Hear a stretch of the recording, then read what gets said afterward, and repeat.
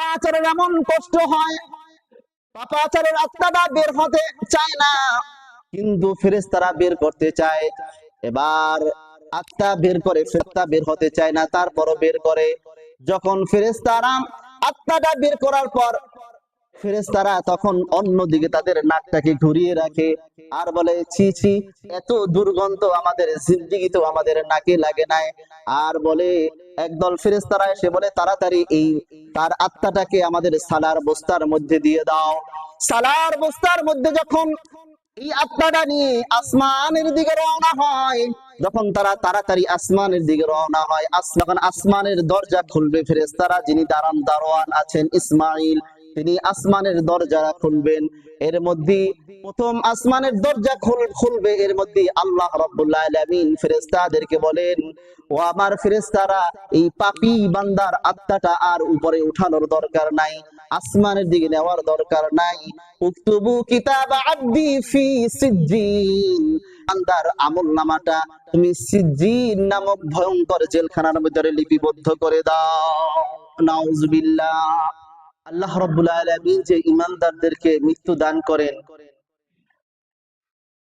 দুটা জিনিস ফেরেশতারা আল্লাহ রাব্বুল আলামিনের কাছে নিয়ে যায়। একটা হলো আমলনামা, আর একটা হলো আত্মা।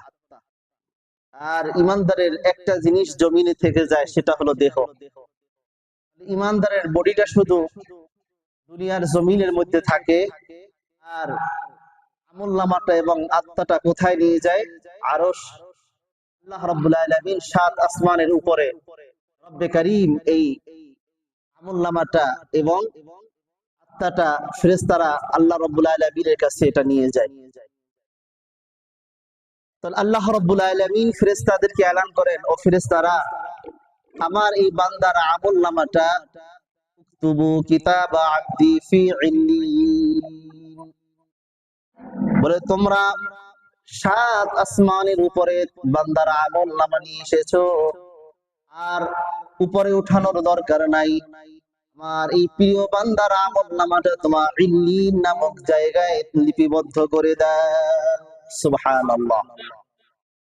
এখন বাকি আছে আত্মা। আল্লাহ পাক রব্বুল আলামিন ঈমানদারের আমলনামাটা যখন ইল্লিনের মধ্যে লিপিবদ্ধ করেন, এখন আত্মাটা আরশের উপর আছে, আর নিচে পড়ে আছে তার দেহটা। আমরা দেহটাকে সুন্দরভাবে গোসল দিলাম, জানাজা দিলাম। জানাজা দেওয়ার পর তাকে আমরা কবরে রাখলাম। হাদিসের মধ্যে এসেছে, নবীজি সাল্লাল্লাহু আলাইহি ওয়াসাল্লাম বলেন, ঈমানদার বান্দাকে যখন কবর দেওয়ার জন্য রওনা করা হয়, ওই ঈমানদার বান্দা কবরে যাওয়ার সময় হাজার হাজার ফেরেশতারা তাকে স্বাগতম জানাতে থাকে। সুবহানাল্লাহ। ওই ঈমানদারের দেহটাকে স্বাগতম জানায় তারা, তারা আত্মহারা হয়ে যায়, খুশিতে তারা আত্মহারা হয়ে যায়। যখন আমরা মানুষটাকে আমরা মাটি দিয়ে চলে আসি, আল্লাহ পাক রব্বুল আলামিন বলেন, ও আমার ফেরেশতারা, আমার ঈমানদারের যে আত্মাটা আছে তার দেহের মধ্যে ঢুকিয়ে দাও, আর কবরের কাছে এটা নিয়ে যাও। কবরের কাছে যখন নিয়ে যাওয়া হয়, এবার বলেন, তার আত্মাটাকে তার দেহের মাঝে প্রবেশ করাও। যখন তার আত্মাটা তার দেহের মাঝে প্রবেশ করানো হয়, ফায়াতিহি মালাকান, দুইজন ফেরেশতা তার সামনে হাজির হয়ে যায়। ফায়াকউদানিহি, অতঃপর তারা দুইজন তাকে, ওই আল্লাহর বান্দাকে, ওই ঈমানদারকে উঠিয়ে বসান। ফায়াসআলানিহি, তারপর তাকে তা প্রশ্ন করে। কয়টা প্রশ্ন করে আমরা হাদিস দ্বারা জানবো। আমরা তো সবাই জানি কবরে প্রশ্ন হবে কয়টা, জোরে বলেন। হ্যাঁ, তিনটা। কবরে প্রশ্ন হবে তিনটা, তবে আমি বলি না, কবরে প্রশ্ন হবে চারটা। কয়টা, জোরে বলেন। হাদিস দ্বারা আমরা জানি, আবু দাউদ শরীফের 4753 নাম্বার হাদিস, এই হাদিসটি বর্ণনা করেছেন হযরত বারা বিন আসিব রাদিয়াল্লাহু তাআলা আনহু। হযরত বারা ইবনে আসিব রাদিয়াল্লাহু তাআলা আনহু থেকে বর্ণিত, তিনি বলেন, قال خرجنا مع رسول الله صلى الله عليه وسلم في جنازة رجل من الأنصار আমরা একবার আল্লাহ রাসূল সাল্লাল্লাহু আলাইহি ওয়াসাল্লামের সাথে আনসার গোত্রের একজন লোক মৃত্যুবরণ করেছে, তার জানাজার নামাজে আমরা আল্লাহর নবীর সাথে গেলাম। তার জানাজার নামাজে শরীক হওয়ার জন্য আল্লাহর নবীর সাথে আমরা রওনা দিলাম। ফান্তাহাইনা ইলাল কবরি ওয়া লাম্মা ইউলহাদ, আমরা এমন অবস্থায় গিয়েছি তখনও কবর খনন করাটা এখনো শেষ হয় নাই। যখন কবর খনন করা শেষ হয় নাই, আমরা অনেক সময় এমন যাই যে যখন যাই এরপরে দেখি কবর খনন বা এখনো তার জানাজার নামাজ সম্পূর্ণ হয় নাই, বা জানাজার নামাজ তার সম্পূর্ণ হতে আরো অনেক দেরি, তখন আমরা গোল গোল হয়ে আমরা গল্প গুজব করি। কি বলেন, করি কি করি না? আল্লাহর নবী সাল্লাল্লাহু আলাইহি ওয়াসাল্লামের সাথে সাহাবায়ে কেরাম গেছেন জানাজায় হাজির হওয়ার জন্য। গিয়ে দেখলেন কবর খনন করাটা এখনো সম্পূর্ণ হয় নাই। ফাজালাসা রাসূলুল্লাহ সাল্লাল্লাহু আলাইহি ওয়াসাল্লাম, আল্লাহ রাসূল সাল্লাল্লাহু আলাইহি ওয়াসাল্লাম বসে পড়লেন। ওয়াজালাসনা হাওলাহু, সাহাবায়ে কেরাম বললেন আমরা আল্লাহর নবীর সাথে বসে পড়লাম। কাআন্নামা আলা রুসিনা তায়র, এমন ভাবে বসলাম যেন মনে হয় আমাদের মাথার উপর পাখি বসেছে। সুবহানাল্লাহ, আল্লাহর নবীকে সুন্দরভাবে গোল করে বেষ্টনী দিয়ে আমরা বসেছি, লেগে লেগে আমরা বসেছি। ওয়াফি ইয়াদিহি উদুন, আল্লাহর নবী সাল্লাল্লাহু আলাইহি ওয়াসাল্লামের হাতে ছিল একটা লাঠি। ইয়ানকুসু বিহি ফিল আরদ, আল্লাহর নবী সাল্লাল্লাহু আলাইহি ওয়াসাল্লাম ওই লাঠিটা দিয়ে মাটি খুঁজছেন আর সাহাবাদেরকে বলছেন। ফারাফা রাসাহু, আল্লাহর নবী তার মাথাটা উত্তোলন করলেন। ফাকালাত, আল্লাহর নবী বললেন ইস্তাঈযু বিল্লাহি মিন আযাবিল কবর, ও আমার সাহাবীরা শোনো, তোমরা আল্লাহ রাব্বুল আলামিন কি কাছে তোমরা আশ্রয় চাও কবরের আযাব থেকে। আল্লাহর নবী বলেন, তিনি এটা দুইবার বলেছেন, মাররাতাইন আও সালাসান, কিংবা তিনবার, দুইবার অথবা তিনবার আল্লাহর নবী এই কথাটা বললেন, ইস্তাঈযু বিল্লাহি মিন আযাবিল কবর, তোমরা আল্লাহর কাছে কবরের আযাব থেকে পানাহ চাও। এই জন্য দেখেন না, সব সময় আমরা কেউ দোয়া চাইলে বলি কি, আল্লাহ উমুকের কবরের আযাবটা মাফ করে দেন, কারণ ওই ব্যক্তি কি জাহান্নামী, এটা কি আমি জানি? হ্যাঁ, কিন্তু এরপরও আল্লাহর নবী বলেছেন তোমরা কবর থেকে বেশি বেশি পানাহ চাও। তুমি এই কথা ভাইবো না তুমি জান্নাতে চলে গিয়েছো। জান্নাত যদি হয় তাহলে আলহামদুলিল্লাহ, কিন্তু আগে কবরের আযাব থেকে, কবরের শাস্তি থেকে তুমি পানাহ চাও। আল্লাহর নবী সাল্লাল্লাহু আলাইহি ওয়াসাল্লাম বলেন, আল্লাহর নবী যখন এই কথাটা তিনবার বললেন, এরপরে আল্লাহর নবী বলেন মৃত ব্যক্তিকে যখন কবরের মধ্যে রাখা হয়, ফায়াতিহি মালাকান, দুইজন ফেরেশতা তার কাছে আসে, ফায়ুজলিসানিহি, অথবা দুইজন তাকে বসায়, দুইজন ফেরেশতা ওই মৃত ব্যক্তিকে বসায়। ফায়াকুলানি লাহু, তখন তারা তাকে বলে, ওই দুইজন ফেরেশতা তাকে বলে, এক নাম্বার প্রশ্ন করে, মার রব্বুকা, তোমার রব কে?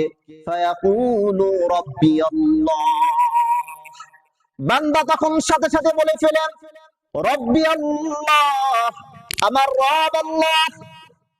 ফায়াকুলু লাহু, অতঃপর ফেরেশতারা তাকে দ্বিতীয় নাম্বার প্রশ্ন করে, মা দীনুকা, তোমার ধর্ম কি? ইয়াকুলু দীনি আল ইসলাম, সে সাথে সাথে বলে ফেলে আমার ধর্ম হলো ইসলাম। ফায়াকুলানি লাহু, ফেরেশতারা তাকে তৃতীয় নাম্বার প্রশ্ন করে, মা হাদার রাজুলুল্লাযী বুইসা ফীকুম, আল্লাহর নবী সাল্লাল্লাহু আলাইহি ওয়াসাল্লামকে দেখিয়ে বলেন, এই যে এই লোকটা যাকে তোমাদের মাঝে প্রেরণ করা হয়েছে তিনি কে? ফায়াকুলু হুয়া রাসূলুল্লাহ সাল্লাল্লাহু আলাইহি ওয়াসাল্লাম, তখন সে এক বাক্যে বলে দেয়, ইনি হলেন আমার নবী মুহাম্মদুর রাসূলুল্লাহ সাল্লাল্লাহু আলাইহি ওয়াসাল্লাম। এবার চতুর্থ নাম্বার প্রশ্ন করে ফেরেশতারা, ফায়াকুলান ওয়া মা ইউদরিকা, অথবা আইনা ওয়াজাদতা, বলে ও ও আল্লাহর বান্দা, তুমি যে এই তিনটা প্রশ্নের উত্তর দিলা, এগুলো তুমি কোথা থেকে পেলা, কিভাবে তুমি এটা পেয়েছো? ফায়াকুলু, তখন ওই আল্লাহর বান্দা বলে, ক্বরাতু কিতাবাল্লাহ, আমি আল্লাহর কিতাব পড়েছি, আমি কোরআন পড়েছি, নবীর হাদিস পড়েছি। ফাআমানতু বিহি, আর যখন যেটা পড়েছি ওটার উপর সাথে সাথে আমি ঈমান এনেছি। ওয়াসাদ্দাকতু, এবং ওটাকে আমি সত্যায়ন করেছি। সুবহানাল্লাহ। তাহলে প্রথম তিনটা প্রশ্ন ছিল ফেরেশতারা বান্দাকে যাচাই করার জন্য, সে পারে কি পারে না। যখন সে কৃতকার্য হয়ে গেছে, যখন সে সফল হয়ে গেছে, ফেরেশতাদের জানার আগ্রহ হয়েছে এই আল্লাহর বান্দা এত সুন্দরভাবে তার দুনিয়ার জিন্দেগিটা কাটিয়েছে, কিভাবে কাটিয়েছে, এত সুন্দর প্রশ্নগুলো সে কিভাবে পারলো, দুনিয়ার এত সুন্দর হায়াতটা সে কিভাবে কাটালো, একটু তার কাছে জিজ্ঞাসা করি। এটা পরীক্ষার মানের জন্য নয়। চতুর্থ নাম্বার প্রশ্ন কি?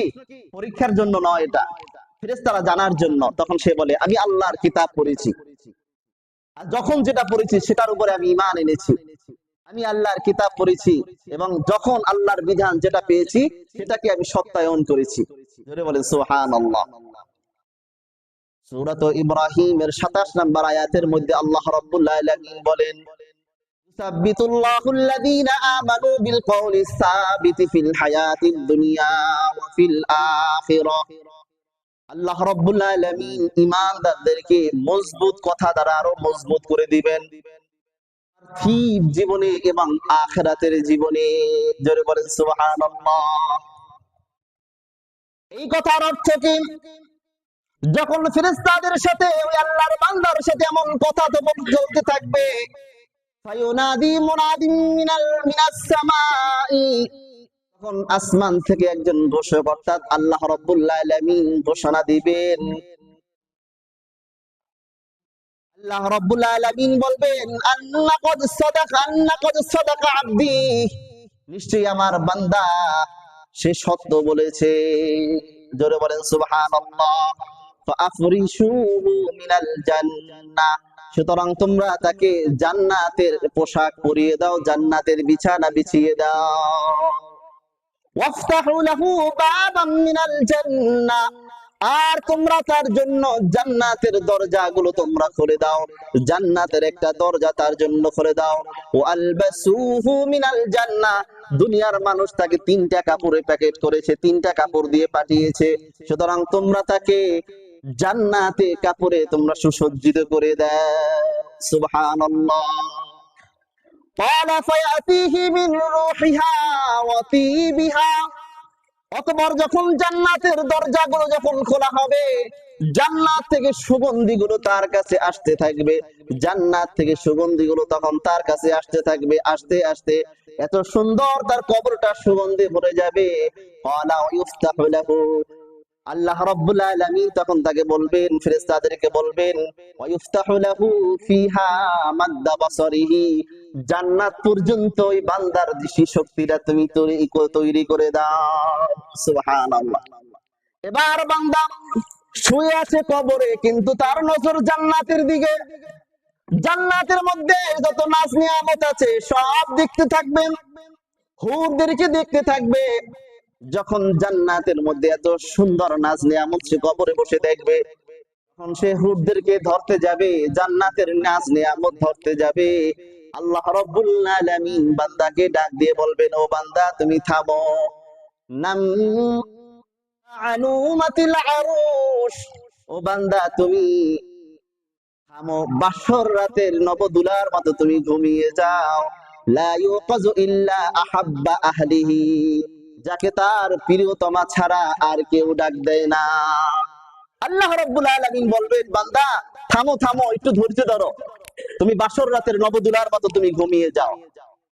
এই হাদিসের উদ্দেশ্য হলো, কবরের মধ্যে তোমার প্রিয় আর কেউ নাই, আমি আল্লাহ হলাম তোমার প্রিয়।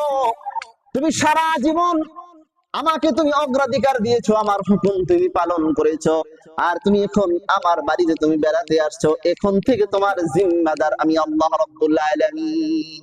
জোরে বলেন সুবহানাল্লাহ। আল্লাহ রাব্বুল আলামিন বলবেন, ও বান্দা তুমি আমার প্রিয়তম ব্যক্তি, সুতরাং তুমি ঘুমিয়ে যাও, তুমি ঘুমিয়ে যাও। ফেরেশতারা তাকে বলবেন, ওগো আল্লাহর বান্দা তুমি ঘুমিয়ে যাও, তোমাকে ঘুম থেকে কেউ ডাক দিবে না, এক আল্লাহ রব্বুল আলামিন শুধু তোমাকে ডাক দিবে। হঠাৎ ইমানদার বান্দা কবরের চারদিকে তাকিয়ে দেখবে একজন সুদর্শন খুব সুন্দর একটা বালক দাঁড়িয়ে আছে। এবার ওই মুদ্দার ব্যক্তি বলবে, ইমানদার ব্যক্তি বলবে, তুমি কে? সে বলবে, আমি হলাম আল আমালুস সালিহ।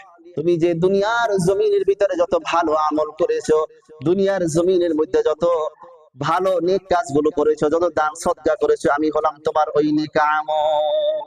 জোরে বলেন সুবহানাল্লাহ।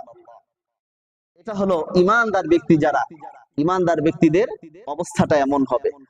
তাহলে আমরা কবর জগতে সুয়াল পাইলাম কয়টা? জোরে বলেন কয়টা? চারটা।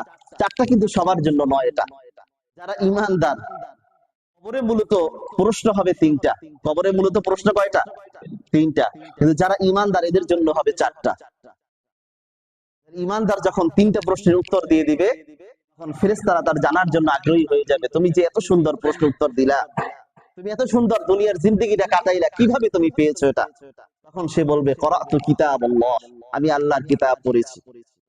মুহাদ্দিসিন কিরামগণ বলেন, করাতু কিতাবাল্লাহ এই হাদিসের অর্থ হলো যে আমি, বিভিন্ন অর্থ হতে পারে যে আল্লাহর আলোচনা, দ্বীনের আলোচনা যেখানে হতো ওই জায়গাগুলোতে আমি যেতাম। দ্বীনের আলোচনা যখন আমি যেটা শুনতাম তখন সেটার উপরে আমি আমল করতাম। ওয়া আমানতু ফাআমানতু বিহি ওয়া সাদ্দাকতু, এবং তার উপরে আমি ঈমান এনেছি। তিনটা কথা বলবে ইমানদার বান্দা। কি? ফেরেশতাদেরকে যখন ফেরেশতার আগ্রহের সাথে তাকে জিজ্ঞাসা করবে, তাকে কয়টা কথা বলবে? তিনটা। এক নাম্বার, আল্লাহর কিতাব পড়েছি। দ্বিতীয় নাম্বার, তার উপর কি আমি ঈমান এনেছি, আবার সত্যায়ন করেছি। তিনটা কথায় অনেক গভীরতা আছে। এটা আল্লাহর কিতাব পড়া। আজকের বলেন আল্লাহর কিতাব বহুত মানুষ আছে যারা আমরা আজকের পড়তে পারি না।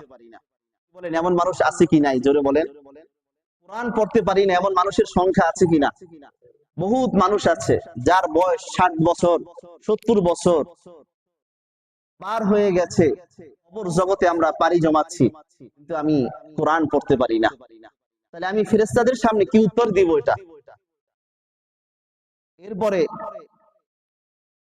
কোরআন পড়া, তার উপরে আমল করা। আবার কিছু মানুষ আছে শুধু আমরা কোরআন পড়ি, ওই কোরআনের পৃষ্ঠার মধ্যে আমরা কোরআনকে রেখে দেই, কিন্তু কোরআনের মধ্যে যে আমাদের আদর্শ আছে, সে আদর্শ যে আমাদের ব্যক্তি জীবন, পারিবারিক জীবন, আমাদের রাষ্ট্রীয় জীবন, আন্তর্জাতিক জীবনে বাস্তবায়ন করতে হবে, সেই দিকে আমাদের কোনো খেয়াল নাই। কথা বলেন ঠিক কিনা? এমন মানুষ আছেন কিনা? জোরে বলেন। তাহলে কোরআনকে শুধু পড়ার ভিতরে রাখলে হবে নাকি এটাকে আমল করতে হবে? জোরে বলেন। আমল করতে হবে। তাহলে এক নাম্বার, কোরআনকে আমাদের পড়তে হবে। দ্বিতীয় নাম্বার, আমাদের আমল করতে হবে। তৃতীয় নাম্বার, এটাকে আমাদের বাস্তবায়ন করতে হবে। কোরআন বাস্তবায়ন, যে নবীজি সাল্লাল্লাহু আলাইহি ওয়াসাল্লাম নিজে কোরআন পড়েছেন, কোরআন তেলাওয়াত মানুষদেরকে শুনিয়েছেন, আবার নিজেও কোরআন তেলাওয়াত শুনেছেন। আল্লাহর নবী সাল্লাল্লাহু আলাইহি ওয়াসাল্লামকে আল্লাহ রাব্বুল আলামিন একবার বললেন, ওগো আল্লাহর নবী, সব সময় যে শুধু কোরআন তেলাওয়াত মানুষদেরকে শোনান, মাঝে মাঝে একটু আপনি অন্যের তেলাওয়াত একটু শোনেন। আল্লাহ রাব্বুল আলামিন একজন সাহাবীর নাম নিলেন, উবাই ইবনে কাআব রাদিয়াল্লাহু তাআলা আনহু। আল্লাহ রাব্বুল আলামিন বললেন যে ওগো নবী, আপনি উবাই ইবনে কাআবের তেলাওয়াতটা আপনি শোনেন। জোরে বলেন সুবহানাল্লাহ। যখন উবাই ইবনে কাআব রাদিয়াল্লাহু তাআলা আনহুর কাছে গেছেন, আল্লাহর নবী বলেন, উবাই ইবনে কাআব, তুমি তো তোমার কোরআন তেলাওয়াত করে একটু আমাকে শোনাও, আমি তোমার তেলাওয়াত শুনবো। উনি বললেন, ইয়া রাসূলুল্লাহ, আপনার উপরে কোরআন নাজিল হয় আর আপনাকে আমি কোরআন তেলাওয়াত করে শোনাবো? তখন বলেন, আমার আল্লাহ তো আমাকে এমনই বলেছে। তখন উবাই ইবনে কাআব বড় বিচক্ষণ মানুষ ছিলেন, তিনি সাথে সাথে বলে উঠলেন যে সাম্মানি আল্লাহ, আমার আল্লাহ কি আমার নাম নিয়েছেন? সাথে সাথে তিনি আবার বলেন, আমার আল্লাহ কি আমার নাম নিয়েছেন? আমার আল্লাহ কি আমার নাম নিয়েছেন? আল্লাহর নবী সাল্লাল্লাহু আলাইহি সাল্লাম বলেন, হ্যাঁ, তোমার আল্লাহ তোমার নাম নিয়েছেন। তখন তিনি আনন্দে তার চোখ দিয়ে অশ্রু ঝরতে লাগলো, আমি কত বড় সৌভাগ্যবান ব্যক্তি, আমার আল্লাহ আমার নাম নিয়েছেন। জোরে বলেন সুবহানাল্লাহ। এটাই হলো ভাই আল্লাহ রাব্বুল আলামিনের ভালোবাসা। উবাই ইবনে কাআব রাদিয়াল্লাহু তাআলা আনহু তেলাওয়াত করছেন, আল্লাহর নবী শুনছেন। তাহলে তেলাওয়াত করা তেলাওয়াত শোনা, এগুলো হলো কোরআন তেলাওয়াতের হক। এরপরে কোরআনের উপর এটা আমল করা, এগুলো কোরআন তেলাওয়াতের হক এগুলো। এরপরে কোরআনের মাঝে যে বিষয়গুলো আছে এগুলো সমাজের মাঝে এগুলো বাস্তবায়ন করা, এটা হলো কোরআনের হক। এটি আপনি যদি একটা হক, যদি কোরআনের হক যদি আপনি নষ্ট করেন, কাল হাসরের ময়দানে আপনার বিপক্ষে আল্লাহর কোরআন দাঁড়িয়ে যাবে, আপনার বিরুদ্ধে আল্লাহ তাআলার কাছে মামলা দায়ের করবে আল্লাহর কোরআন। কিন্তু আজকের আমাদের মধ্যে কোরআনের আদর্শ কি আছে জোরে বলেন?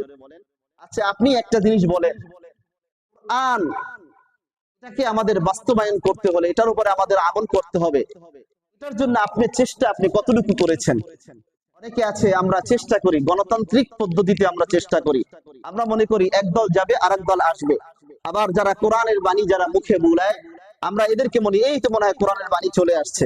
শোনেন, আল্লাহর নবী সাল্লাল্লাহু আলাইহি ওয়াসাল্লামের যে আদর্শ, আল্লাহর নবীর যে ন্যায় নীতি, কিয়ামত পর্যন্ত এটা অব্যাহত থাকবে, বিন্দু পরিমাণ কোনো এটা পরিবর্তন হবে না। আল্লাহর নবীর আদর্শের মাধ্যমে এটা কোরআনকে বাস্তবায়ন করতে হবে। এটা কি হলো? খেলাফত ব্যবস্থা, তন্ত্র মন্ত্র গণতন্ত্র এগুলি দিয়ে কোনোদিন ইসলামী হুকুমত কায়েম হবে না। হয়তো ইসলামের কিছু উপকার হবে, কিন্তু পরিপূর্ণ ইসলামী হুকুমত কায়েম আল্লাহর কোরআনের আল্লাহর এই নীতিকে বাদ দিয়ে অন্য কোন তরিকা অন্য কোন পদ্ধতিতে ইসলামী হুকুমত কায়েম করা কঠিন কালেও সম্ভব নয়। বিশ্বের কোথাও এটা বাস্তবায়ন হয় নাই, আর কোনোদিন এটা হবেও না। যদি করতেই হয়, সাহাবায়ে কেরাম যে পদ্ধতিতে ইসলামী হুকুমত কায়েম করেছেন, নবীজি সাল্লাল্লাহু আলাইহি ওয়াসাল্লাম যে পদ্ধতিতে ইসলামী খেলাফত ব্যবস্থা কায়েম করেছেন, ইসলামকে বিজয় করেছেন, ওইভাবেই আপনাকে আমাকে করতে হবে। কথা বলেন ঠিক কিনা? জন্য যারা চেষ্টা করেছে আল্লাহ রাব্বুল আলামিন তাদেরকে সফলতা দান করেছেন। আফগানিস্তান ইমারত ইসলাম কায়েম করেছে, আল্লাহ রাব্বুল আলামিন তাদেরকে সফলতা দান করেছেন কিনা জোরে বলেন? আল্লাহ রাব্বুল আলামিন তাদেরকে সফলতা দান করেছেন। বেশি দিন লাগে নাই, তাম বিশ্বের সুপার পাওয়ার আমেরিকা 18 বছরের মাথায় আল্লাহ রাব্বুল আলামিন তাদেরকে এমন ভাবে লাঞ্ছিত করেছেন, এমন ভাবে পরাস্ত করেছেন, তারা লেজ গুটিয়ে তারা পালাতে বাধ্য হয়েছে। কথা বলেন ঠিক কিনা? এটা কিসের কারণে? কোরআন সুন্নাহকে তারা সঠিকভাবে ধরে রাখার কারণে। কিন্তু আজকের আমাদের দেশেও স্বাধীনতার 53 বছর পার হয়ে গেছে, কিছু মানুষ আমরা ইসলামী হুকুমত কায়েমের স্বপ্ন আমরা দেখছি, কিন্তু স্বপ্ন আমরা বাস্তবায়ন করতে পারছি না।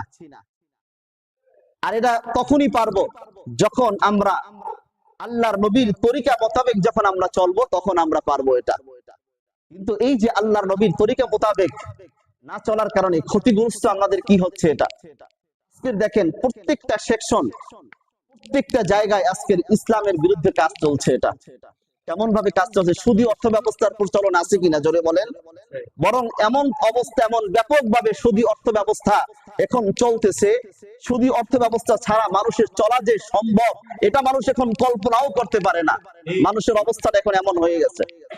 একজন ব্যক্তি তো আমাদেরকে বলেই ফেললো, এটা সুদ ছাড়া চলা কি সম্ভব? এটা লোন নেওয়া ছাড়া ছেড়ে চলা কি সম্ভব? থাকবে কোথায়? রাস্তায় থাকবে। জোরে বলেন নাউজুবিল্লাহ। আপনি আল্লাহর কোরআনের বিরুদ্ধে আপনি কথা বলছেন, এটা আল্লাহর কোরআনের বিরুদ্ধে আপনি আঙ্গুল তুলছেন। এটা ব্যক্তি, কোন মুসলমান যদি এমন কথা বলে, তাহলে কি তার ঈমান থাকবে? জোরে বলেন। আল্লাহ রাব্বুল আলামিন কোরআনের মধ্যে কি বলেছেন? সুদকে হারাম করেছেন, ব্যবসাকে আল্লাহ রাব্বুল আলামিন হালাল করেছেন। তাহলে কোন ব্যক্তি যদি আল্লাহর কোরআনের বিরুদ্ধে বলে, আল্লাহ তোমার কোরআনের বিধান যেটা আছে এটা আমি মানি না, বরং বর্তমান প্রচলিত যে নীতি আছে এটাকে আমি মানি, এটা ওই সময়ের জন্য প্রযোজ্য, এক সময়ের জন্য এটা প্রযোজ্য নয়, তাহলে কি তার ঈমান থাকবে? জোরে বলেন। তাহলে এই যে তারা তো জিজ্ঞাসা করবে তুমি কিভাবে পেয়েছো, তো বলবেন আমি আল্লাহর কোরআনের নীতির উল্টো চলেছি, এই জন্য আমি পারছি। এই কথা বলা চলবে? জোরে বলেন। চলবে না। আজকে আপনি বাজার ঘাটে যান, দেখেন আপনার মাপে কম দেওয়া, তারপরে আপনার পণ্যের মাঝে ভেজাল দেওয়ার এই নীতি আমাদের মাঝে আছে কিনা জোরে বলেন। অথচ আল্লাহ রাব্বুল আলামিন একটা জাতিকে মাপে কম দেওয়ার কারণে জমিনের সাথে আল্লাহ রাব্বুল আলামিন ধূলিসাৎ করে দিয়েছেন, জমিনের সাথে আল্লাহ রাব্বুল আলামিন তাদেরকে ধ্বংস করে দিয়েছেন। সেই অপরাধ আজকে আমাদের মধ্যে আছে। আবার দেখেন, একটা শ্রেণী আছে যারা ট্রান্সজেন্ডার বাস্তবায়নের জন্য যারা ফিকির করে, যারা সমকামিতা বাস্তবায়নের জন্য তারা চেষ্টা করে, বিভিন্ন ভাবে তারা চেষ্টা করে, অথচ আল্লাহ রাব্বুল আলামিন একটা জাতিকে সমূলে এই অপরাধের জন্য ধ্বংস করে দিয়েছেন। আজকের এই অপরাধ আমাদের মাঝে আছে কিনা? আমি নীরব, আমার কোনো কথা নাই এই সমস্ত বিষয়, আমার সামনে এত কিছু হয়ে যাচ্ছে অথচ আমি এই বিষয়ে নীরব। আমার কি নীরব থাকলে চলবে? জোরে বলেন। অন্যায় যে করে, অন্যায় যে সহে, তার একই অপরাধ। কথা বলেন ঠিক কিনা? আপনার সামনে অন্যায় হচ্ছে, আপনি কোনো প্রতিবাদ করবেন না, আপনি অন্যায়কারীদের মধ্যে আপনি শামিল। অন্তপক্ষে সর্বনিম্ন ইমানের যে স্তরটা, সেটা আপনাকে থাকতে হবে, মনের ভিতরে আপনার ঘৃণা থাকতে হবে। এটা এই জন্য সময় থাকতে কোরআনকে আপনি আঁকড়ে ধরেন, কোরআনের পথে আপনি ফিরে আসেন, কোরআনের পথে আপনি ফিরে আসেন। এখনো সময় আছে, কবরে যাওয়ার আগে ইমানকে আপনি মজবুত করেন। সম্মানিত হাজিরিন, জন্য ইমানদারদের যে মওত, ইমানদারদের যে অবস্থা, এই যে আমরা এটা বর্ণনা করলাম, আমরা সবাই এটা চাই কিনা? জোরে বলেন। আমাদের মরণটা আমাদের ইমানের সাথে হোক, এটা কি আমরা চাই? তাহলে ইসলামের বিকল্প আমাদের অন্য কোনো পথ নাই, অন্য কোনো পদ্ধতি নাই। কোরআন সুন্নাহকে আঁকড়ে ধরেন, খেলাফত ব্যবস্থা কায়েম করেন, আল্লাহর জমিনে আল্লাহর দ্বীন কায়েমের জন্য চেষ্টা করেন। তাহলে আপনি ঈমান নিয়ে আপনি বেঁচে থাকতে পারবেন। শুধু আপনি নামাজ পড়বেন আর আপনার পরিবার নামাজ পড়বে না, এটা চলবে না। আপনিও যেমন নামাজ পড়বেন, আপনার পরিবার যেটা আছে এদেরকেও নামাজ আপনি পড়াবেন, তখন হবে আপনার নামাজের পরিপূর্ণ হক আপনার আদায়। আপনি যখন নামাজ পড়বেন, রাষ্ট্রীয়ভাবে যখন আপনি নামাজকে কায়েম করবেন, তখন হবে এটা পরিপূর্ণ নামাজের হক আদায়, তখন হবে ইকামাতুস সালাহ। সম্মানিত হাজিরিন, এই জন্য সময় থাকতে আমরা সময়কে আমাদের কাজে লাগাই, জীবনকে আমরা মূল্যায়ন করি। এই জন্য সুদ, ঘুষ, জিনা, ব্যভিচার, অবৈধ সম্পদ, এগুলো থেকে আমরা ফিরে আসি। এগুলো থেকে, সবগুলো থেকে আমরা এগুলো ফিরে আসি। নিজেকে জান্নাতের জন্য তৈরি করেন, জাহান্নাম থেকে নিজেকে বাঁচান। আজকের যদি আপনি মারা যান, আপনাকে হয়তো একদিন, 2 দিন মানুষ স্মরণ করবে, 3 দিন স্মরণ করবে, 1 সপ্তাহ স্মরণ করবে, এরপরে হয়তো বছরে একবার স্মরণ করবে, তারপর কিছুদিন পর এটাও করবে না। আপনার যে অর্থ সম্পদ যেগুলো আছে, এগুলো সবাই বন্টন করে নিয়ে যাবে। কথা বলেন ঠিক কিনা? তাহলে আপনি কাদের জন্য এই অবৈধ পয়সা, এই কাদের জন্য আপনি জান্নাতকে হারাচ্ছেন, জাহান্নাম কামাই করছেন? আপনার গুনাহের ভাগীদার তো কেউ হবে না। এই জন্য বুঝেন, আল্লাহর নবী সাল্লাল্লাহু আলাইহি ওয়াসাল্লাম এই জন্যই বলেছেন, আল কাইয়িস মান দানা নাফসাহু ওয়া আমিলা লিমা বা'দাল মাউত। বুদ্ধিমান তো ওই ব্যক্তি যে মৃত্যুর জন্য তৈরি হয়, মৃত্যুর জন্য নিজেকে তৈরি করে, মৃত্যুর পরের জিন্দেগির জন্য যে নিজেকে তৈরি করে, সেই হলো বুদ্ধিমান। সম্মানিত হাজিরিন, আমরা জান্নাতি বান্দার যে আমলনামা কোথায় রাখা হয়, কি করা হয়, এটা জানলাম। এখন আমরা জানবো পাপাচার বান্দা, একজন পাপী বান্দার জানকে কিভাবে কবজ করা হয়। ওয়া ইন্নাল আবদাল ফাজিরা, পাপাচার বান্দার যখন মরণের সময় উপস্থিত হয়, নাযালাত ইলাইহি মালাইকাতুম মিনাস সামাই সুদুল বুজুহ, ভয়ঙ্কর আকৃতির ফেরেশতারা, তাদের চেহারাটা পুরোপুরি ভয়ঙ্কর এবং কালো, কালো চেহারা বিশিষ্ট ভয়ঙ্কর আকৃতির ফেরেশতারা আসমান থেকে তার কাছে নাজিল হয়। মাহুমুল মাসউল, তাদের সাথে কি থাকে? তাদের সাথে সালার বস্তা থাকে, সালার চট নিয়ে তারা পাপাচার বান্দার মাথার কাছে তার এই বসে যায়। কতদূর পর্যন্ত বসে?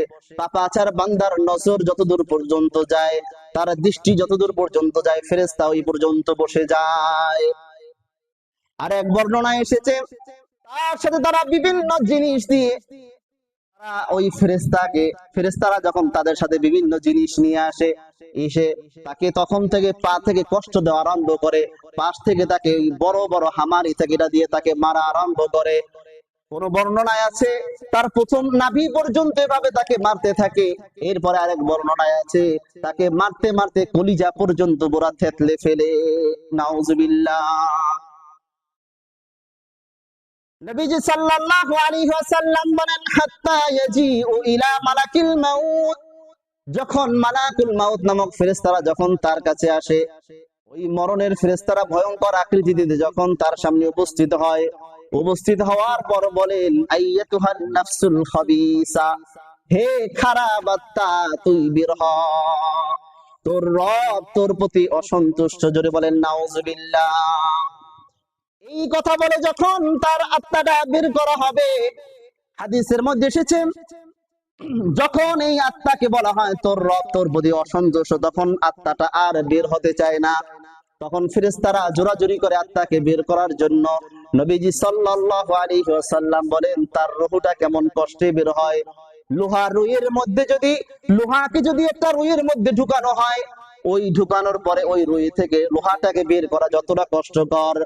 আবার আরেক বর্ণনায় আছে একটা পশমের যদি একটা মানুষের প্রত্যেকটা পশমের গোড়ায় গোড়ায় যদি পেরেক দিয়ে আঘাত করা হয়, তাহলে ওই ব্যক্তিরা যতটা কষ্ট পাবে, কাঁটা দিয়ে যদি আঘাত করা হয় যতটা কষ্ট পাবে, এর চাইতেও বেশি কষ্ট তখন ওই আল্লাহর বান্দার হতে থাকে। নাউজুবিল্লাহ।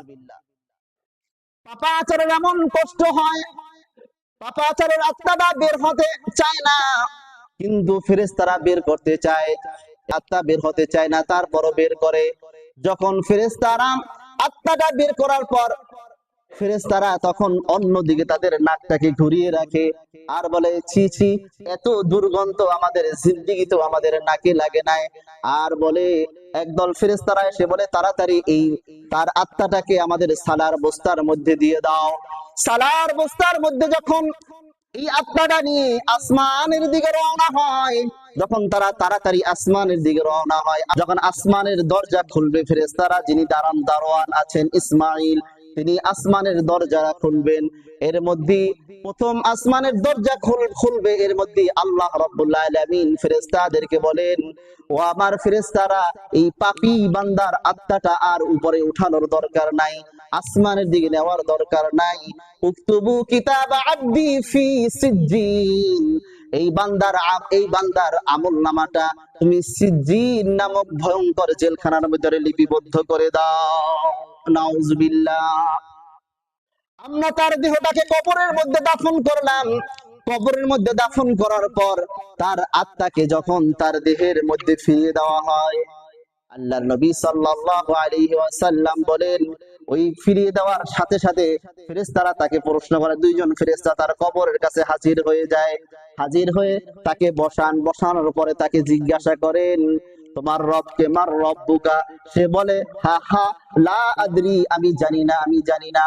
এবার ফেরেশতারা বলে তোমার ধর্ম কি? বলে হা হা লা আদরি, লা আদরি, আমি জানি না, আমি জানি না।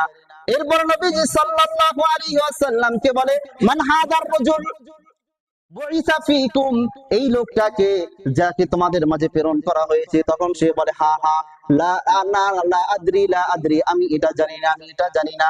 যখন এই কথা বলে তখন আল্লাহ রাব্বুল আলামিন বলেন ওকে আর প্রশ্ন করার কোনো দরকার নাই, তোমরা তাকে জাহান্নামের দরজাটা খুলে দাও আর কবরের ভিতরে তোমার জাহান্নামের আযাবের ব্যবস্থা করে দাও, জাহান্নামের একটা পোশাক তাকে পরিয়ে দাও। যখন তাকে জাহান্নামের পোশাক পরানো হয় আর জাহান্নামের সাথে যখন একটা দরজা খুলে দেওয়া হয়, আর তার কবরের ভিতরে আযাব হয়ে যায়, আযাব শুরু হয়ে যায়। কেমন আযাব শুরু হয়? আল্লাহর নবী সাল্লাল্লাহু আলাইহি ওয়াসাল্লাম বলেন তার কবরের ভিতরে একটা নয়, দুইটা নয়, 70টা সাপ হাজির হয়ে যায়। এক একটা সাপ যখন তাকে এক একটা সবল মারে, সবল মারার সাথে সাথে 70 হাত মাটির নিচে চলে যায়। সাপ আবার তাকে ওখান থেকে উত্তোলন করে, আবার ওখান থেকে আবার শুরু হয়ে যায়। এভাবে তাকে কবরের ভিতরে আযাব দেওয়া হয়। আল্লাহর নবী সাল্লাল্লাহু আলাইহি ওয়াসাল্লাম বলেন শুধু এতটুকু নয়, সে ডানে তাকায় দেখে জাহান্নামের আগুন ধাউ ধাউ করে জ্বলে, বামে তাকায় জাহান্নামের আগুন ধাউ ধাউ করে জ্বলে, সামনে তাকায় জাহান্নামের আগুন তার ধাউ ধাউ করে জ্বলে, পিছনে তাকায় দেখে জাহান্নামের আগুন তার ধাউ ধাউ করে জ্বলে, উপরে তাকায় দেখে উপরে জাহান্নামের আগুন ধাউ ধাউ করে জ্বলছে, চারদিকে আগুন। এই আগুনের মধ্যে কিয়ামত পর্যন্ত সে এভাবে কবরের আযাব ভোগ করতে থাকবে। নাউজুবিল্লাহ। এই জন্য ভালো আমল করেন, ভালো আমল করেন, জাহান্নামের আযাব থেকে বাঁচেন, জাহান্নামের আযাব থেকে বাঁচেন। ভালো আমল করেন, জান্নাতের মালিকানা হাসিল করেন। এই জন্য আল্লাহর এই ভয়ঙ্কর আযাব, এটা কি সহ্য করতে পারবেন? জোরে বলেন। যদি না পারেন সুদ খাওয়া ছাড়েন। যাদের বাড়ি আছে লোন করা, এই লোন থেকে আপনি অব্যাহতি নেন। এগুলো থেকে মুক্ত হন, আল্লাহর কাছে তওবা করেন। বাংলাদেশে কোনো ব্যাংক নাই যে ব্যাংকে আপনার বৈধভাবে আপনার লোন দেয়। যে ব্যাংকে, যে ব্যাংক, এমন কোন ব্যাংক এই বাংলাদেশে তৈরি হয় নাই বাংলাদেশের 53 বছরের ইতিহাসে যে আপনার মুনাফা বৈধভাবে দেয়। এটা যা আছে সব ধোঁকা। এই জন্য এগুলো থেকে তওবা করেন, আল্লাহকে ভয় করেন, মানুষকে ভয় করেন না। এটা আল্লাহকে ভয় করেন, আমল তৈরি করেন। আমরা তো বলছি কথাগুলো, আমরা যদি আজকে না বলি, হাসরের ময়দানে আপনিই বলবেন আল্লাহ, উনি তো আমাদের ইমাম ছিলেন, আমরা তাকে মানতাম, সে যদি আমাদেরকে এই কথাগুলো বলতো আল্লাহ, তাহলে আমরা এগুলো থেকে বেঁচে থাকতাম। সে কেন এটা সত্যটা গোপন করে নাই? আল্লাহ রাব্বুল আলামিন তখন যারা সমাজের প্রতিনিধি যারা থাকবে, ইমাম যারা থাকবে, তাদেরকে বলবে তুমি কেন সত্যটা বলো না, কাকে তুমি ভয় করছো? আল্লাহ আমি তো অমুক বান্দাকে ভয় করছি। বলবে, আল্লাহ বলবেন অমুক বান্দা কি আমার চাইতেও কি শক্তিশালী ছিল? তার ক্ষমতা কি আমার চাইতেও বেশি ছিল? তখন আল্লাহ রাব্বুল আলামিন যে হক কথা জানার পরেও যে বলবে না, তার জিহ্বাটা আগুনের কেসি দিয়ে কেটে দিবেন। জোরে বলে নাউজুবিল্লাহ। এজন্য আমরা ভাই দায়মুক্ত হতে চাই। আপনি আমার কথা মানেন না মানেন সেটা আপনার বিষয়, কিন্তু আমি কোনো দায়মুক্ত থাকতে চাই না। যেন আমার যখন যেটা আসে আমি কোনো ব্যক্তির দিকে তাকিয়ে কথা বলি না। আপনি আমার প্রতি সন্তুষ্ট হন আর অসন্তুষ্ট হন, এটা আমার কিছু যায় আসে না। একজন ব্যক্তি এমন বুকে হাত দিয়ে বলতে পারবে না যে আমি অমুক ব্যক্তির সাথে সম্পর্ক রেখে চলি যাতে আমি একটু ভালো থাকি। আমার কথা হচ্ছে আমি আল্লাহ রাব্বুল আলামিনের সাথে সম্পর্ক রেখে আমি চলবো। আমি মানুষকে ভালোবাসবো কার জন্য? জোরে বলেন, আল্লাহর জন্য। এটাই হওয়া উচিত। আমি মানুষকে আমি শত্রুতা করব, তাও আমি আল্লাহর জন্য করব। একটা মুসলমান, তাকে আমি অপছন্দ কেন করবো? এই জন্য আমরা কোনো দলমতের ভিতরে আমরা নাই, আমি কোনো দলের ভিতরে নাই। সব মুসলমান, সবাইকে আমি পছন্দ করি, সব দলকে আমি পছন্দ করি। সবাই মুসলমান, সব আমরা এক কালিমায় বিশ্বাসী। কথা বলেন ঠিক কিনা? সবাই আমরা এক কালিমার বিশ্বাসী, আমরা এক নবীর উম্মত। আমাদের ভিতরে মতানৈক্য কেন থাকবে? আমাদের শত্রুতা হবে কাফের, মুশরিক, ইহুদি, খ্রিস্টান। এদের সাথে আমাদের শত্রুতা। এদের সাথে আমাদের কিসের শত্রুতা? মুসলমান মুসলমান যদি আমরা দ্বন্দ্ব করি, তাহলে কাফের মুশরিকরা আমাদেরকে শেষ করে ফেলবে। এটা কথা বলেন ঠিক কিনা? এদের আমাদের শত্রু কারা? কাফের, মুশরিক, বিদিন যারা এরা। আর আমাদের মুসলমানকে আমরা সবাই ভাই ভাই। আল্লাহর নবী বলেন আল মুসলিমু আখুল মুসলিম, এক মুসলমান আর এক মুসলমানের ভাই। কথা বলেন ঠিক কিনা? তবে আমার ভাই হওয়ার পরেও যে আমার ভাইয়ের দরদ, আবার রক্তের মূল্য যে দিবে না, যে ইহুদি খ্রিস্টানদের দালালি করবে, সে কি বলেন? মুনাফিক। সে কি জয় বলেন? আমি তাকে মুনাফিক হিসাবেই আমি জানবো। এটাও আল্লাহর নবীর আদর্শ। এটা কথা বলেন ঠিক কিনা? এই জন্য আমার সর্বদা সর্বহালতে এটাই মনে রাখতে হবে, এটা যে আল্লাহর কোরআন, এটাকে আমার মানতে হবে। আমি আমার নিজেকে কোরআনের মতো সাজাবো, কোরআনকে আমার মতো আমি সাজাবো না। কথা বলেন ঠিক কিনা? এখন দিন ইসলামটাকে আমরা আমাদের মতো ভাই ব্যবহার করছি। এটা দিন ইসলামটাকে আমরা আমাদের মতো করে আমরা সাজিয়ে নিয়েছি। এটা আমার মনে করছি আমি যেভাবে চলছি এটার নামই হলো ইসলাম। এটা সারা জিন্দেগি নামাজ পড়ি নাই, সারা জিন্দেগি আপনার কোনো হক হালালির কোনো তাওয়াক্কুল আমরা করি নাই, কোনো পরোয়া করি নাই, যেভাবে পারছি টাকা পয়সা উপার্জন করছি। এরপরে শেষ জমানায় এসে, শেষ বয়সে এসে আমি নামাজ ধরছি, মনে করছি এটাই ইসলাম, আমার সব আল্লাহ তাআলা মাফ করে দিবেন। অন্যের অবৈধ সম্পদ যদি আপনার মাঝে থাকে, যতক্ষণ পর্যন্ত ওটা আপনি আদায় না করবেন, ততক্ষণ পর্যন্ত আল্লাহ রাব্বুল আলামিন আপনাকে মাফ করবেন না। ব্যক্তির সাথে যারা সম্পর্কিত, ব্যক্তি যদি মাফ না করে, আল্লাহ মাফ করবে না। আর আল্লাহর সাথে যারা সম্পর্কিত, যে আল্লাহর হক যেটা, আল্লাহ তাআলার কাছে মাফ চাইলে আল্লাহ তাআলা মাফ করে দিবেন। নামাজ পড়তে পারেন নাই, আল্লাহ তাআলা চাইলে এটা মাফ করে দিবেন। কিন্তু অন্যের টাকা, চাঁদাবাজির টাকা, লুটতরাজের টাকা, ডাকাতির টাকা, চুরির টাকা, অন্যকে ঠকানোর টাকা, যতক্ষণ পর্যন্ত ওই ব্যক্তির হাতে টাকাটা তুলে না দিবেন, ততক্ষণ পর্যন্ত আপনার কোন আমল আল্লাহ রাব্বুল আলামিনের কাছে গ্রহণযোগ্য হবে না। আল্লাহ রাব্বুল আলামিনের কাছে গ্রহণযোগ্য হলেও হাসরের ময়দানে এই আমলগুলো ওই ব্যক্তিকে দিয়ে দিতে হবে। এটা আল্লাহর নবী সাল্লাল্লাহু আলাইহি সাল্লাম বলেছেন, হাসরের ময়দানের ভিতরে ওই ব্যক্তির চাইতে দুর্ভাগা আর কে হতে পারে? বলেন, এক ব্যক্তি নেকির স্তূপ নিয়ে উঠবে, সবাই আশ্চর্য হয়ে বলবে এই ব্যক্তি এত নেকি কামাই করেছে। আল্লাহ যখন সে তার নেকির বদৌলতে সে জান্নাতের দিকে দৌড় দিবে, তখন কিছু মানুষ তার আস্তিন টেনে ধরবে, আল্লাহর কাছে বলবে, আল্লাহ এই যে ব্যক্তির কাছে এ আমার হক নষ্ট করছিল, আল্লাহ এ আমার হক নষ্ট করছে, আমি তার কাছে এটা পাওনাদার। আল্লাহ বলবেন, ঠিক আছে, তার নেক থেকে কিছু দিয়ে দাও। এইভাবে একজন একজন করে দেখবে তার নেকির স্তূপ শেষ হয়ে যাবে, এখনো কিছু পাওনাদার এখনো বাকি।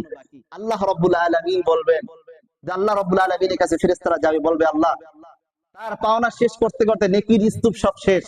আল্লাহ বলবেন, তাহলে এবার গুনার স্তূপ করো, যারা পাওনাদার আছে তাদের গুনাহগুলো এনে তার কাছে স্তূপ করো। মানুষ আশ্চর্য হয়ে যাবে আর বলবে, যে এই ব্যক্তির কিছুক্ষণ আগে ছিল তার নেকির স্তূপ, আর এখন হয়েছে তার গুনাহের স্তূপ। আল্লাহর নবী বলেন এর চেয়ে দুর্ভাগা আর কেউ হতে পারে না, যে আমলের বদলতে জান্নাতের দিকে দৌড় দিয়েছিল, আর এখন সে এই খারাপ আমলের কারণে সে এখন জাহান্নামের দিকে যাবে। নাউজুবিল্লাহ। এই জন্য এই চাঁদাবাজির টাকা, টেন্ডারবাজির টাকা, এগুলো এই সমস্ত যে জিনিসগুলো আছে এগুলো কি জায়েজ নাকি না জায়েজ? যদি বলেন না জায়েজ, আমরা সবাই জানি, কিন্তু এরপরেও কি খাই। এরপরে বিভিন্ন পদের টাকা, রাজনীতির টাকা, একটা বাড়ি করবে এখান থেকে যে চাঁদা, আমরা এলাকার বড় ভাই আছি, আমাদের কিছু দিবেন না, এগুলো কি বৈধ নাকি অবৈধ? হ্যাঁ, অবৈধ। এই রকমের ভাবে যে সমস্ত অবৈধ টাকা পয়সা যেগুলো আছে, এগুলো থেকে তওবা করেন, আল্লাহ তাআলা এই দ্বীনের দিকে ফিরে আসেন, কোরআন সুন্নাহ দ্বারা জীবনটাকে আপনি সাজান। দুনিয়ার ক্ষণিকের কষ্ট করবেন, আখিরাত এটা চিরস্থায়ী আপনার জন্য হয়ে যাবে, জান্নাতের নাজ নিয়ামত ভোগ করবেন। আল্লাহ রাব্বুল আলামিন আমাদের সবাইকে কথাগুলো দিল দিয়ে বোঝার তৌফিক দান করুন।